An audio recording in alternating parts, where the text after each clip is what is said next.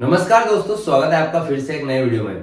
तो दोस्तों 26 नवंबर 2025 को एक लेटेस्ट अपडेट निकल कर आई है वेज एग्रीमेंट और एचआर इश्यूज के बारे में। ठीक है, तो आखिर खबर में क्या बताया गया है आज इस वीडियो में डिटेल तरीके से आपको बताऊंगा, क्योंकि 25 नवंबर 2025 को एक मीटिंग हुई है जहां दोनों ही इशू है बहुत ही ज्यादा इंपॉर्टेंट है, क्योंकि जो वेज एग्रीमेंट का है जिसपे 8 अक्टूबर 2025 को हस्ताक्षर हुए थे, यानी कि साइन हो चुके थे, लेकिन अभी तक उसका कोई मामला कहां तक पहुंचा है कुछ पता नहीं है। ठीक है, और उसके बाद जो डीए वगैरह है, एचआर इशू है, वो भी अब एचआर इशू के बारे में यहाँ पर अपडेट में क्या बताया गया है पूरी तरीके से जो अपडेट है वो पूरी डिटेल तरीके से आज इस वीडियो में हम समझेंगे। ठीक है, तो चैनल पर नए हो तो सब्सक्राइब करें। मेरा नाम है सुनील विश्वकर्मा। जानकारी यूजफुल लगे तो एक लाइक करके जरूर जाना। चलिए दोस्तों, बढ़ाते हैं वीडियो को आगे। तो दोस्तों आपको पता है मैं हर एक वीडियो में जो अपडेट है वो पॉइंट बाय पॉइंट समझाता हूं। जैसे जो हमारा मुद्दा क्या है, 26 नवंबर 2025 वेज एग्रीमेंट और एचआर इशू। ठीक है, मतलब एचआर इशू के बारे में हम समझेंगे और वेज एग्रीमेंट के बारे में फिलहाल क्या अपडेट है वो जानेंगे। ठीक है, तो देखिए अभी फिलहाल मेरा जो मार्कर है वो लिखते लिखते चला गया। ठीक है मतलब खत्म हो गया। तो फिलहाल अपडेट में क्या बताया गया है वो देख लेते हैं पहले। देखिए यहाँ पर 26 नवंबर 2025 की अपडेट है। अपडेट में बताया गया है inordinate delay in proceeding of ways agreement file and settlement of HR issues. ठीक है, लीडर्स और एयूएबी मीट सीएमडी बीएसएनएल। ठीक है, आप देखते हैं क्या है अपडेट में, थोड़ा सा इसको क्लियर करने की पूरी कोशिश करूंगा। देखिए यहाँ पर क्या बताया गया है, बीएसएनएल का हाल तनख्वाह है और कामकाज के मामलों में भयंकर देरी हो रही है। ठीक है, इसके बाद जो बड़े बड़े लीडर है जैसे सीएमडी है, इनसे भिड़े हैं। अब देखते हैं क्या है। देखिए सीधी सी बात है, बीएसएनएल में जो भी कर्मचारी है उनके दो बड़े मसले हैं। एक तो आपको पता है वेज एग्रीमेंट और दूसरा है एचआर इशू। ठीक है, तो इनमें थोड़ा सा जो सीएमडी वगैरह है ये टालम टोल कर रहे हैं, मतलब देरी कर रहे हैं। ठीक है ना, वेज एग्रीमेंट की पहले बात कर लेते हैं। कर्मचारियों की तनख्वाह और भत्ते बाकी सुविधा कब बढ़ेगी, इसका नया समझौता है। ठीक है, वेज एग्रीमेंट। इसके बाद जो एचआर इशू वो क्या है, लोगों के प्रमोशन ट्रांसफर, कौन सीनियर है, किसका रुका हुआ है, ये रोजमर्रा के मसले हैं। ठीक है, अब देखते हैं इन दोनों कामों में इतनी ज्यादा ढील चल रही है कि कर्मचारियों की जितनी भी यूनियन और एसोसिएशन है इन सबको मिलाकर एयूबी जो बोलते हैं, समझो कर्मचारियों की एक बड़ी पंचायत। ठीक है, उनके बड़े बड़े लीडर जैसे कि जनरल सेक्रेटरी हो गए वगैरह जो भी सीधे बीएसएनएल के सीएमडी के पास पहुंचे। ठीक है, अब देखिए मीटिंग का क्या माहौल रहा जो कि 25 नवंबर 2025 को हुई। ठीक है, मीटिंग हुई 25 नवंबर 2025 को, माहौल थोड़ा सा गरमाया हुआ था।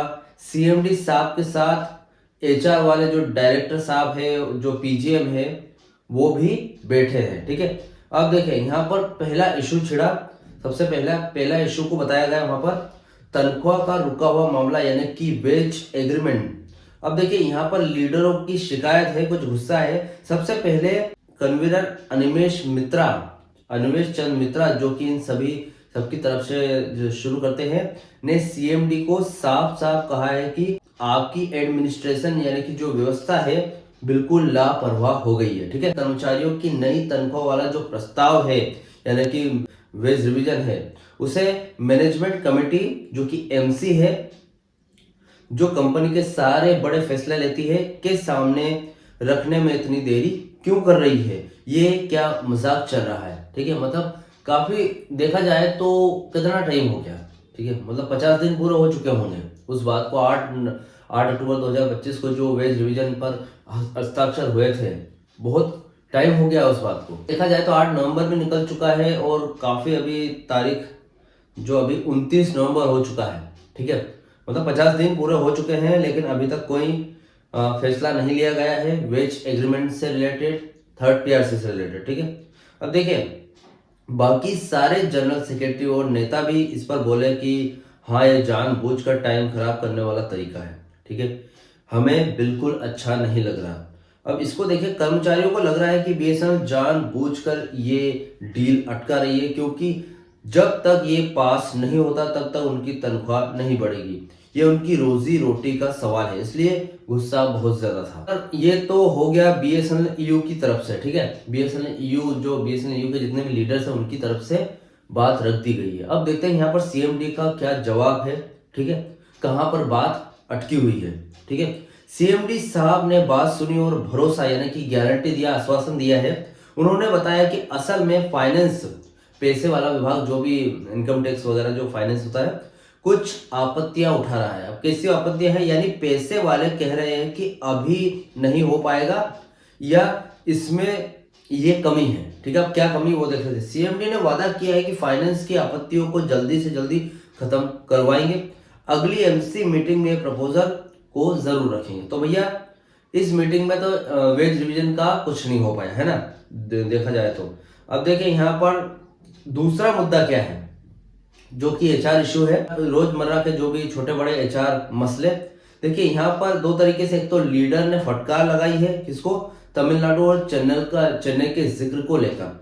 उसके बाद सीएमडी साहब का जो इस पर सॉल्यूशन है वो भी देखेंगे। ठीक है, अब देखिए क्या फटकार लगाई है। एयूएबी के लीडरों ने दूसरा मोर्चा खोला है। ठीक है, उन्होंने कहा कि साहब वेज एग्रीमेंट तो दूर की बात है, आप तो हमारे रोजमर्रा के जो एचआर के मसले भी नहीं निपटा पा रहे हैं। ठीक है, चाहे बड़े अधिकारी हो या छोटे कर्मचारी यानी कि नॉन एग्जीक्यूटिव, बड़े अधिकारी यानी कि एग्जीक्यूटिव एम्प्लॉयज, सबके प्रमोशन और ट्रांसफर अटके पड़े हैं। ठीक है, अब यहाँ पर गुस्सा तब और ज्यादा फूटा जब उन्होंने चेन्नई और तमिलनाडु सर्कल के मामलों पर खास आलोचना की मसलों को।